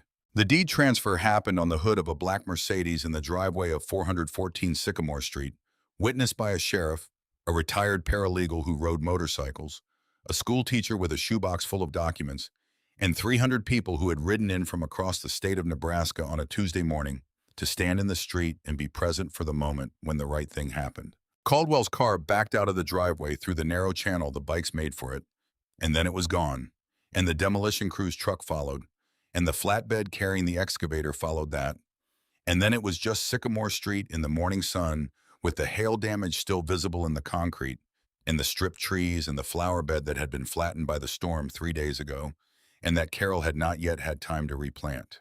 The sound that followed was not a single cheer.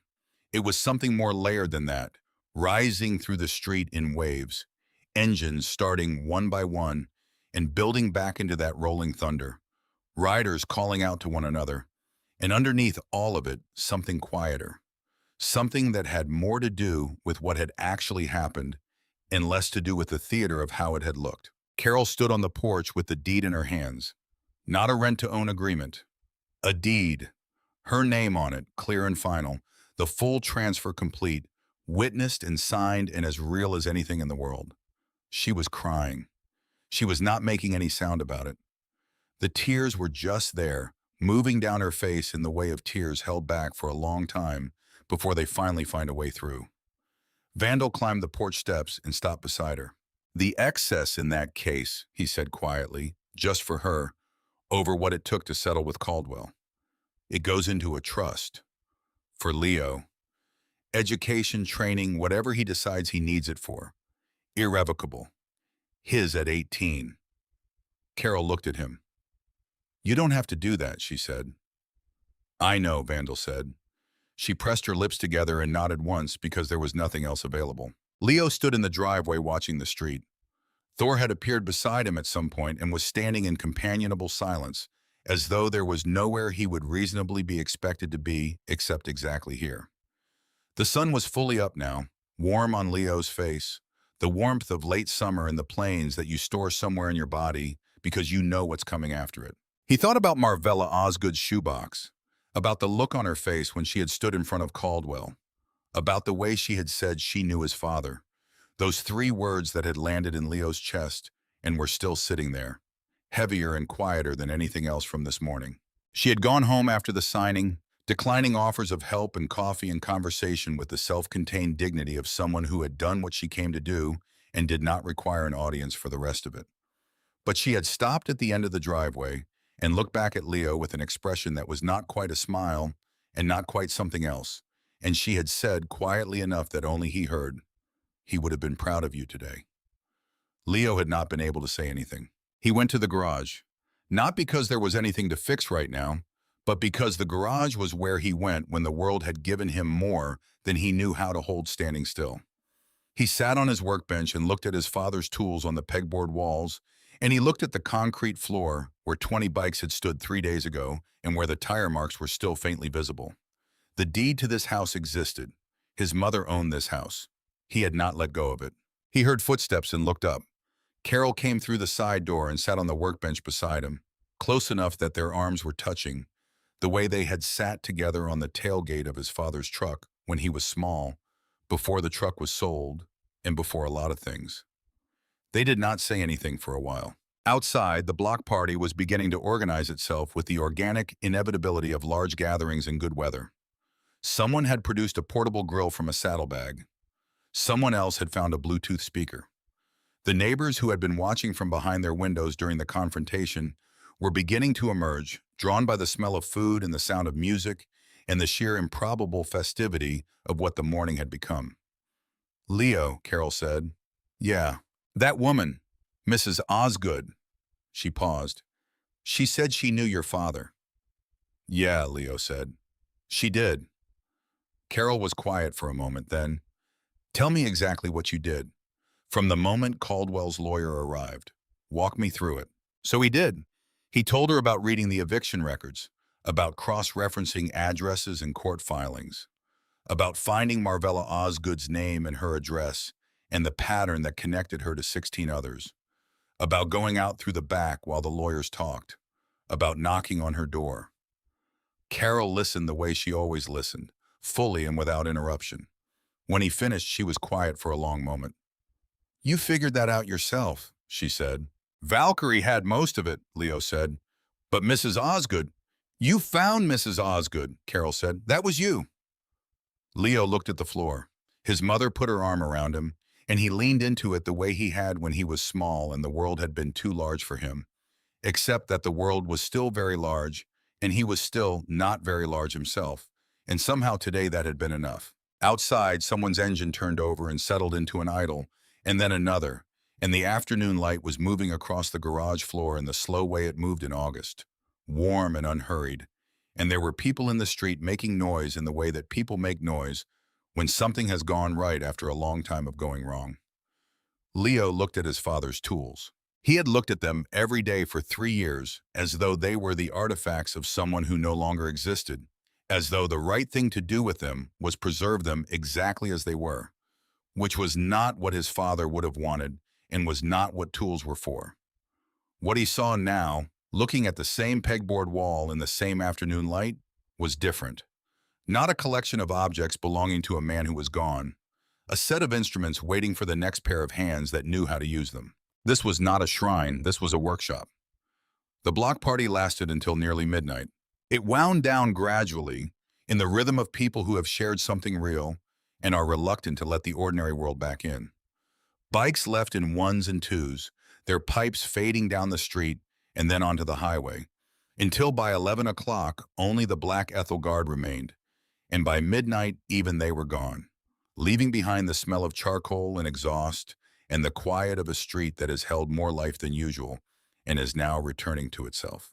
Leo swept the driveway at 12:30 in the morning because he could not sleep, and because sweeping was something his hands knew how to do without requiring anything from his mind.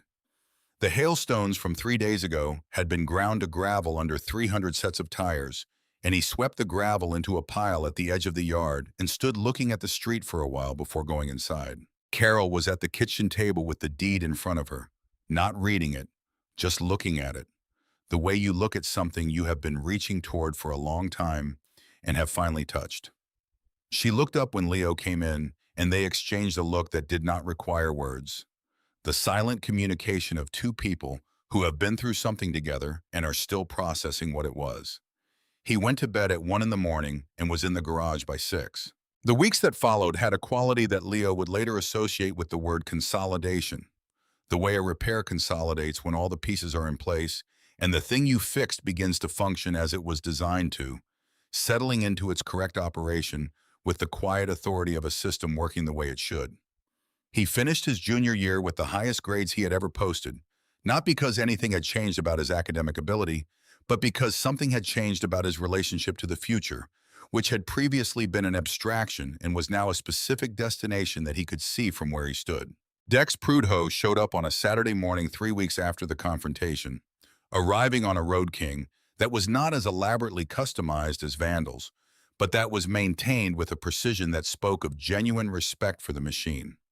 He was 61 years old, compact and deliberate in his movements, with hands that were large and permanently stained in the way of someone who had spent 4 decades inside engines. He wore his gray hair short and his expression neutral in the manner of someone who had learned that first impressions were data to be gathered rather than performances to be given. He walked into the garage and stood in the center of it and looked around for a long time without saying anything. Leo let him look.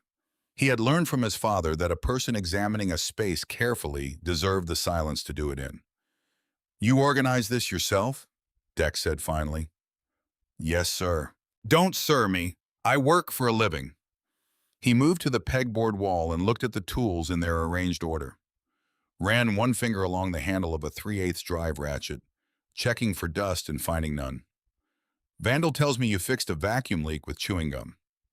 "Temporary fix," Leo said. "I told him to replace the hose."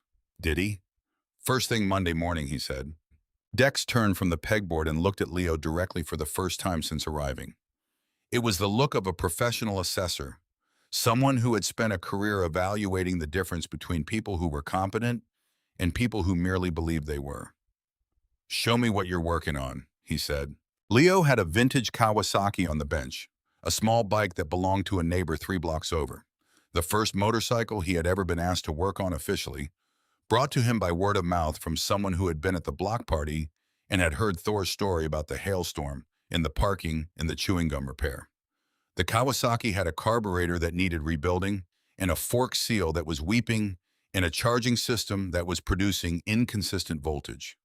3 separate issues that Leo had diagnosed over the previous weekend and was now addressing in order of operational priority. He walked Dex through the diagnosis. He showed him his notes, written in a small spiral notebook that was a replica in function, if not in form, of his mother's payment record book, because Leo had decided that the habit of keeping records was one worth inheriting.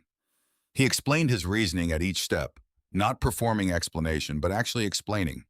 The way you explain something to someone whose understanding you care about. Dex asked questions. They were hard questions, the kind that tested not just knowledge, but the architecture of knowledge. Whether the person answering actually understood the principles underlying their actions or was working from memorized procedure. He asked about ignition timing and why it mattered and what happened when it was wrong in each direction. He asked about voltage regulators and the relationship between charging system output and battery health over time. He asked about carburetor jet sizing and how altitude affected fuel mixture and what symptoms a rider would feel before they understood what was causing them. Leo answered every question. Some answers were complete and confident. Some were partial, reaching the edge of what he knew and stopping there, saying, "I know this far and I'd need to look up the rest," which was its own kind of answer about the kind of mechanic he was becoming. After an hour, Dex straightened up and looked at him. "You've got the instinct," he said. "That's not teachable. Everything else is." He pulled a folding chair from against the wall and sat down with the ease of a man making himself at home. "Here's what I'm proposing. I've got 4 weeks left before I'm done. Club's been after me to retire for 2 years and I've been ignoring them, but my back has started making arguments I can't counter." He looked around the garage. 4 weeks, every day after school, all day on weekends. I'll teach you everything I know, not just how to fix things, how to run a shop, how to talk to customers, how to price work so you stay in business without overcharging people who trust you, how to know when a job is beyond your equipment and when to say so. He paused. "At the end of 4 weeks, the club garage is yours to run. Buildings owned by the club. Expenses are covered. Revenue from repairs is yours." Leo was quiet for a moment. "Why?" he asked, not ungratefully, but genuinely. "You don't know me." "I knew your father," Dex said. The words landed in the same place in Leo's chest where Marvella Osgood's words had landed, in that space that had been accumulating weight for 3 years, and that seemed to be filling with something different from grief. Something that had grief in it, but was not only grief. "Dale Mitchell was the best natural mechanic I ever worked with," Dex said, and he said it the way you say a fact, without sentiment, but without apology for the weight it carried. He had the same thing you have, the instinct, the ability to hear a machine and understand it. He looked at his hands. He died before he got to pass it on to you himself. That's a thing that shouldn't have happened, and it can't be fixed. But some of what he would have taught you, I can teach you, if you want it. Leo looked at the Kawasaki on his bench. He looked at his father's tools on the pegboard. He looked at the garage around him, the space his father had built from salvaged lumber and secondhand steel, the space that had sheltered 20 motorcycles in a storm and had become, in the span of 3 weeks, the starting point of something he was only beginning to understand the shape of. I want it, Leo said. The 4 weeks with Dex Prudhoe were the most demanding and most clarifying of Leo's life. Dex was not a patient teacher in the conventional sense. He did not praise work that was merely adequate. He did not soften assessments of errors to protect feelings. When Leo torqued a head bolt 2 foot-pounds past spec on the 3rd day, Dex made him remove and reinspect the head, walking him through the precise consequences of over-torquing and what it could mean for a cylinder that was asked to hold compression at operating temperature.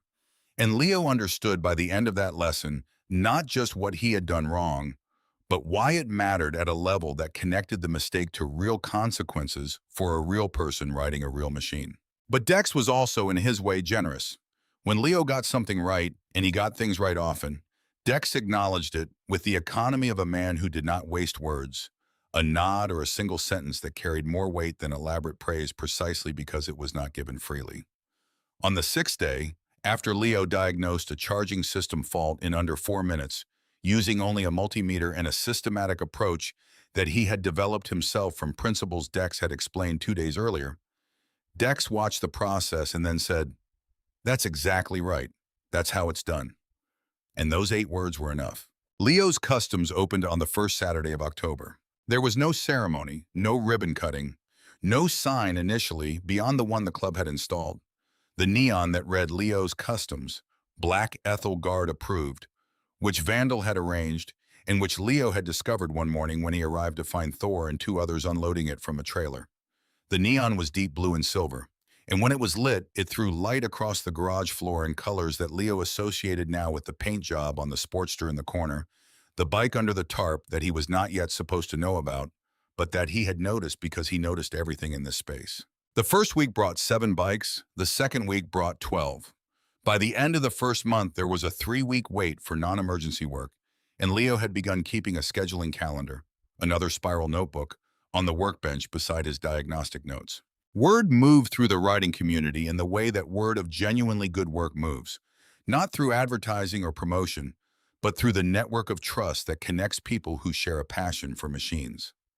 A rider from Council Bluffs drove 2.5 hours because someone in his club had told him that the kid in Bridgewater did honest work at fair prices and actually understood what he was doing. A woman with a vintage Indian brought it from Omaha because she had heard that Leo treated old bikes with the respect they deserved and did not try to modernize things that were not broken. A retired railroad engineer in his 70s brought a panhead that had been sitting in his barn for 11 years and sat in the folding chair by the workbench for 3 hours watching Leo work, asking questions that were more about the history of the machine than its mechanics, and left with the panhead running in an expression of quiet satisfaction that Leo found more rewarding than any cash transaction he had completed. Carol took a position at the hospital that was regular hours, no more double shifts, no more overnight calls except in genuine emergencies. She repainted the house in early October, a deep cream with slate blue trim that she had been thinking about for 2 years and had never had the time or the steadiness of mind to actually do. She replanted the flower bed that the hailstorm had destroyed. On a Sunday afternoon in late October, she sat on the porch with coffee and a book and did not look at her phone for 3 hours, which was something Leo had never once seen her do in the 3 years since his father died. He noticed these things. He did not remark on them, but he noticed.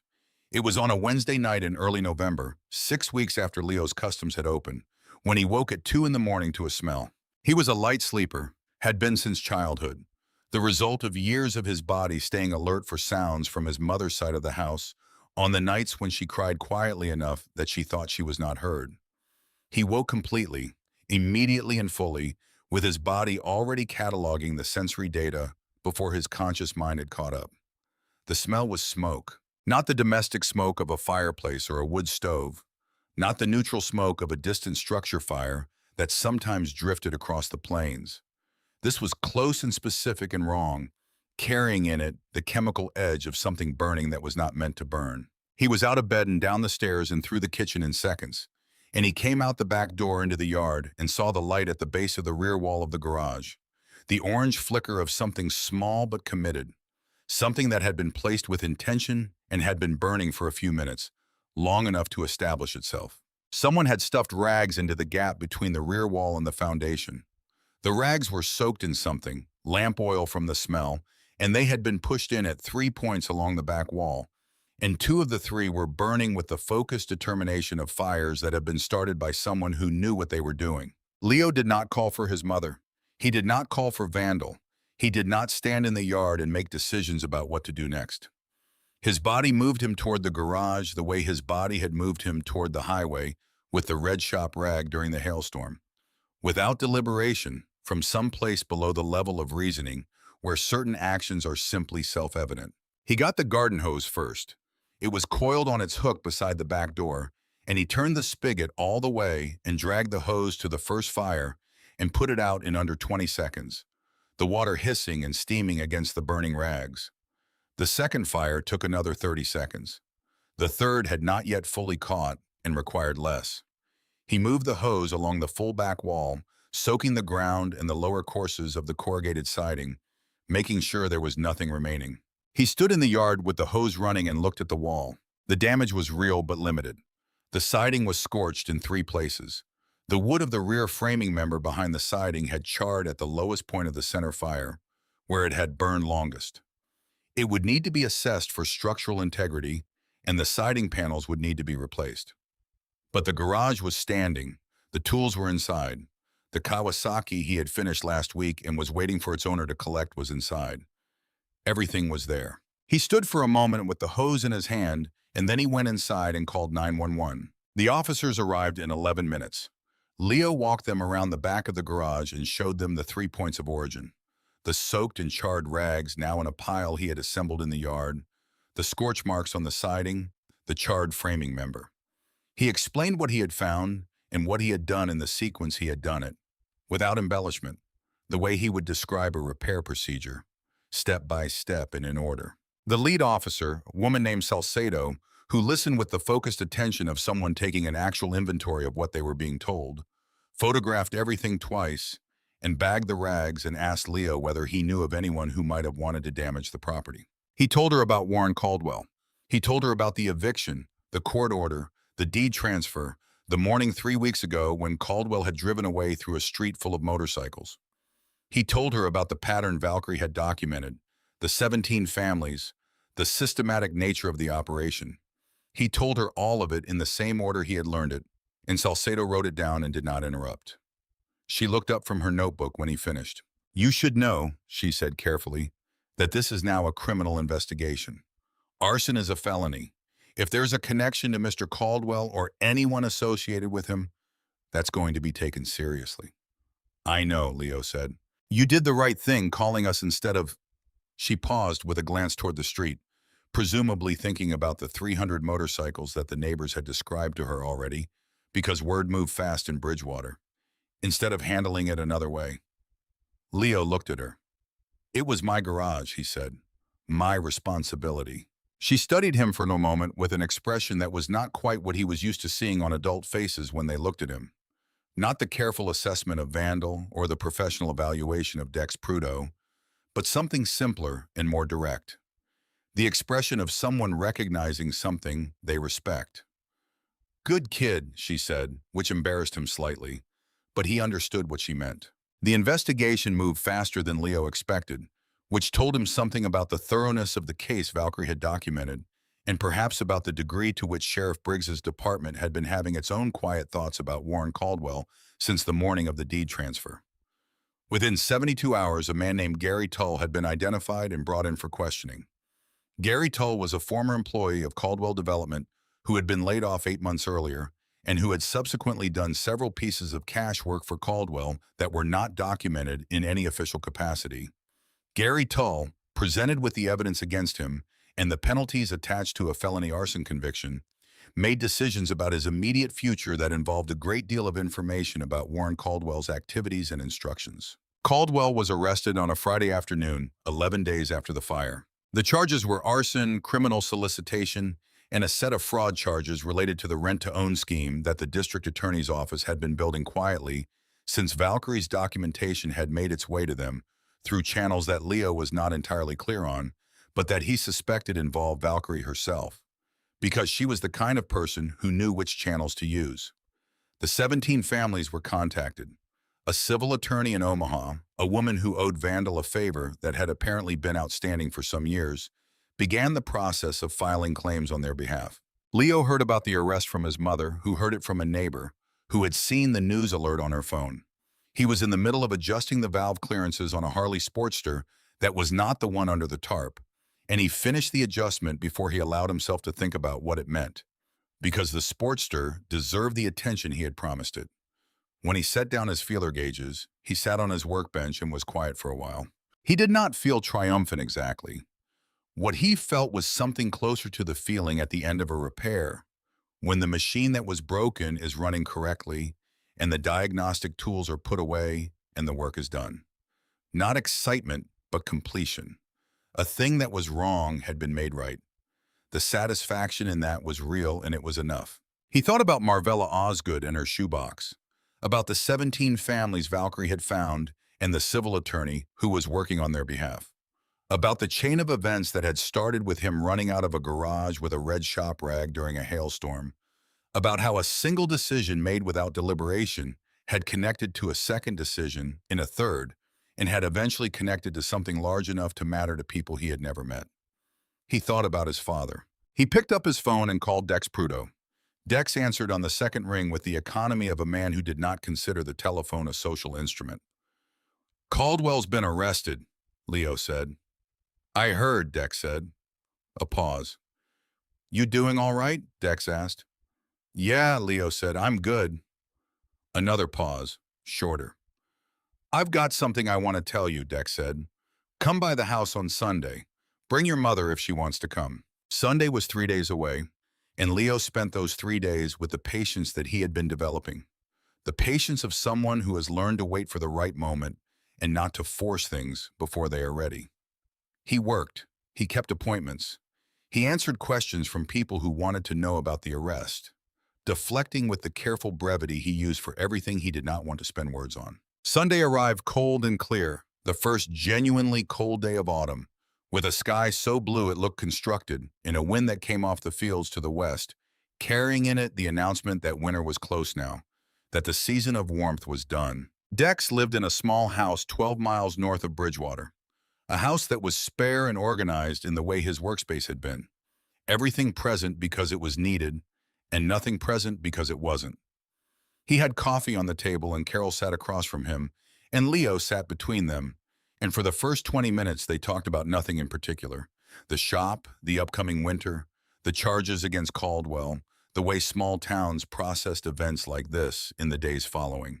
Then Dex set down his coffee cup and looked at his hands for a moment. "There's something you need to know about your father," he said, "about how this whole thing connects." He was quiet for a moment, organizing what he was going to say the way he organized a repair procedure, in the right sequence, starting from the correct point. "I knew Dale for 18 years, he said. "We met in 1999 when he came to work at a shop in Grand Island where I was the head mechanic. He was 22, already had the instinct, already had those hands. We worked together for 3 years before he moved to Bridgewater and started his own work. But we stayed in touch." He looked at Leo. "He was the best natural mechanic I've ever seen, and I've been doing this for 40 years. Leo said nothing. Carol had her hands around her coffee cup and was very still. "Vandal knew Dale too," Dex said. "Not from the shop, from before. They grew up in the same town, 40 miles east of here. Same neighborhood. 2 years apart. Dale didn't ride your father, but he understood people who did. He understood the culture of it, what it meant to people, why the machines mattered the way they did." Dex paused. "When Dale died, Vandal came to the funeral. You were 13, you probably don't remember him." Leo tried to reach back to the funeral. He had memories of that day in fragments, in the non-sequential way that grief disorders time. A dark suit that was too large because he had grown since the last time he'd worn it, his mother's hand in his, the smell of flowers. He did not remember Vandal. I was not in good shape that day, Leo said. No, Dex said, you wouldn't have been. He picked up his coffee and then set it down again. Vandal has known about your family since Dale died, he said. Known where you lived. Known about the rent to own. He knew Caldwell, too, not personally, but the type. Had been watching Caldwell's operation for a while, had heard things through people who heard things. He looked at Leo steadily. That storm, those 20 bikes on Highway 77. Vandal's club rides that route sometimes, but not always. That particular run, on that particular evening, was not an accident of geography. The kitchen was very quiet. Leo looked at Dex. He came to see us, Leo said. He came to see you, Dex said. He wanted to know what you were, who you had become. He couldn't just show up at the door. That would have been a different thing entirely. But if circumstances created an opportunity, he let the sentence sit incomplete because it was complete enough. Leo thought about the storm, about the timing of it, about the way the lead bike had been watching the road and had seen him immediately when he ran out with the red shop rag, as though the rider had been watching the roadside with a quality of attention that went beyond the ordinary watchfulness of a man riding in deteriorating weather. He could have just come to the door, Leo said. He could have, Dex agreed, but that's not how Vandal does things. He wanted to see you in action. He wanted to see what you did when something was in front of you that needed doing. He looked at his hands. And you ran out into a hailstorm to wave down 20 strangers with a shop rag. So, he spread his hands. There was your answer. Carol made a sound that might have been a laugh and might have been something else. Leo looked at her. Did you know? He asked. No, she said, and then, but I wondered, that morning when I saw his face, there was something in the way he looked at you. Leo sat with this for a while. He did not feel deceived exactly. He felt the way he felt when he understood a system more fully than he had before, when the additional information did not change the fundamental nature of things but illuminated it, made it more coherent, explained connections that had been present but not yet visible. His father had been real to people outside Leo's own memory of him. He had been a mechanic and a friend and a presence in the world, and that presence had continued after him in the way that real things continue. Not in an abstract or sentimental sense, but in a practical, connective sense, in the people who remembered him, in the regard they had carried forward through years and distance, and the ordinary passage of time. Your father would have done the same thing you did, Dex said, with those bikers in the storm. He would have opened the garage. Leo nodded. He believed this completely. He had no evidence for it beyond his own sense of who his father had been, but that sense was built from enough material that it constituted something close to knowledge. The following Saturday, which was the last Saturday of November, and which arrived on a cold, clear morning that smelled of approaching snow, the Black Ethel Guard came to Leo's customs in their entirety, which was unusual for a Saturday that had not been designated as a club meeting day. Leo was in the bay working on a touring bike with a fuel injection issue, head down, when he heard the pipes outside, and then more pipes, and then the collective sound of a club arriving in formation, which he had come to recognize the way he recognized the sound of specific engine configurations. He came out of the bay wiping his hands on a shop rag and found Vandal and Valkyrie and Thor and Ghost and 20 others, plus several unfamiliar faces who turned out to be from the Iron Saints, filling his driveway in the street. Carol was in the backyard raking leaves and came around the side of the house when she heard the engines, wiping her hands on her jeans, and stood beside Leo in the driveway. What's happening? Leo asked. Something we've been working on, Vandal said. Took a while to get right. Thor moved to the back of a cargo trailer that had come in behind the last bike. A trailer Leo had not noticed because he had been looking at the riders, and opened the trailer's rear door, and then with Valkyrie and 2 others he maneuvered out from inside it a motorcycle. It was a Sportster. Not old and not new, sitting in the middle of its lifespan in a way that suggests a machine that has been completely and carefully rebuilt, given a second life that in some ways exceeded the original. The paint was deep blue, a blue that shifted toward indigo in the shadows, and across the tank and down the fenders ran silver flames that were not painted so much as sculpted into the finish, applied with the precision of someone who understood that this particular design had to be exactly right. The chrome was new and cold in the November light. The seat was custom leather, dark and fitted. The grips, the foot controls, the mirrors, every detail had been attended to, not randomly or showily, but with the coherent vision of people who knew what they were doing and cared about the result. It was Leo understood exactly the color his mother would have chosen. Title's in your name, Vandal said. Insurance is paid for the year. There's a riding course next weekend, 6 hours, certified instruction. You get through that, you've got your endorsement. He looked at Leo with a steadiness that never seemed to waver. The work is Dex's. He built her over the past 4 weeks while he was teaching you. Said he wanted to do one last build right. Leo looked at the Sportster. He walked to it slowly and put his hand on the fuel tank, feeling the paint, the depth of the finish, the precise curves of the metal beneath. He moved around it, looking at the details from different angles, seeing in each one the evidence of hours of careful work done by someone who had been doing this for 40 years and who had wanted this piece of work to be done correctly. He looked at Dex, who was standing to the side with his hands in his jacket pockets and his expression doing what it did when he was trying not to show something. You built this while you were teaching me, Leo said. Had to do something with the evenings, Dex said. Leo looked at the Sportster again. He looked at the color. He looked at the flames. He thought about the 4 weeks of lessons, about valve clearances and ignition timing, and the difference between what you could hear and what you needed instruments to verify.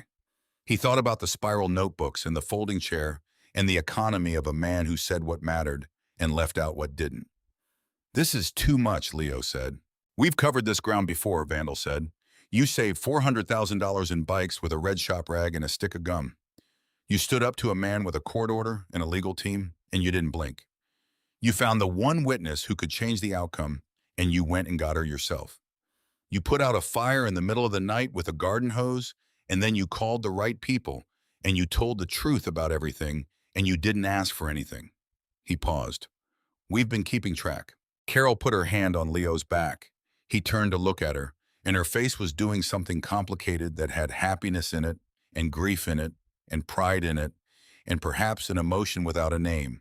The one that arrives when something you feared might never happen has happened. That a thing which was in danger of being lost has instead been found.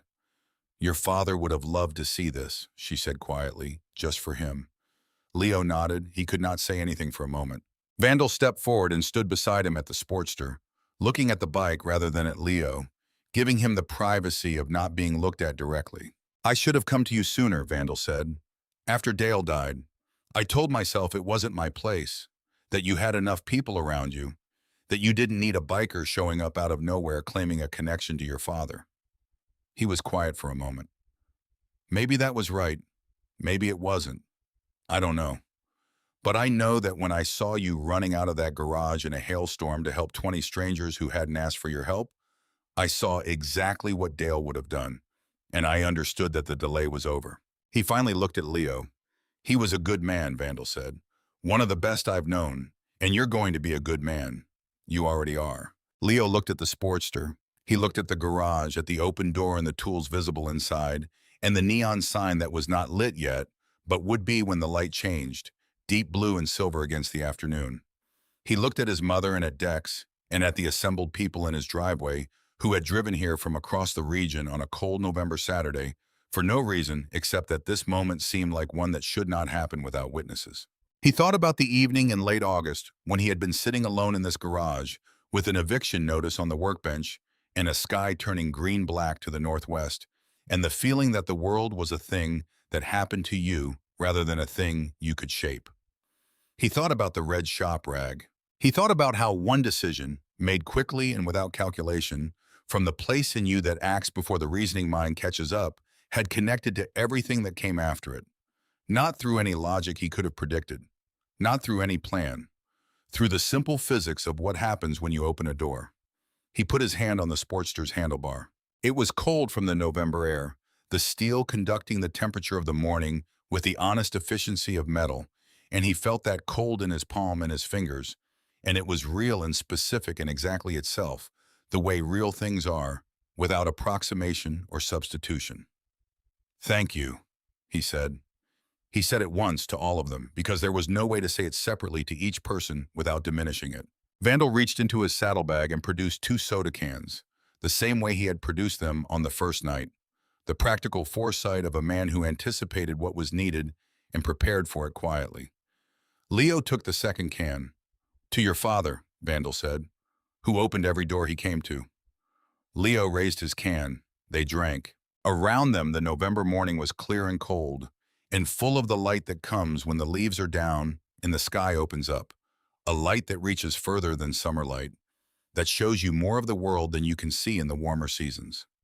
Somewhere down the block, a door opened, and a neighbor came out onto a porch with a coffee cup, looking toward the sound of the assembled bikes, and Leo raised a hand to them and they raised a hand back, which was a small thing and also not a small thing. He pushed the Sportster into the garage and put it in the center bay under the best light. He stood looking at it for a long while, at the deep blue paint and the silver flames and the perfection of Dex Prudhou's last build, and he thought that he would spend some time today just looking at it before he started learning its character, its mechanical personality, all the things it would tell him once he began to listen, the way he had learned to listen. Vandal came to stand beside him in the garage doorway, looking in. Outside, the block was filling with the sounds of a Saturday morning, a lawnmower somewhere, a child's voice, a car backing out of a driveway. The sounds of a neighborhood that was continuing to be what it was, unheroic and persistent. The daily life of people who got up and did the work and came home and did it again, which was the only kind of life that actually sustained anything over time. "You thinking about that night?" Vandal asked. Leo looked at the garage door.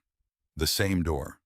The door his father had hung from salvaged lumber and secondhand steel. The door Leo had hit the button on without thinking, in the failing light of a storm-threatened evening, because 20 bikes were about to get destroyed, and there was a garage right there with room in it. "I'm thinking about what comes next," Leo said. He reached up and turned on the neon sign. Deep blue and silver light filled the garage, catching the Sportster's paint and throwing it back in colors that seemed to come from inside the metal. And outside, the sign's light fell across the driveway and touched the edge of the street, visible from the houses around them. A signal or an announcement, or simply a light that was on in a place where there had been darkness. Leo's Customs. Open.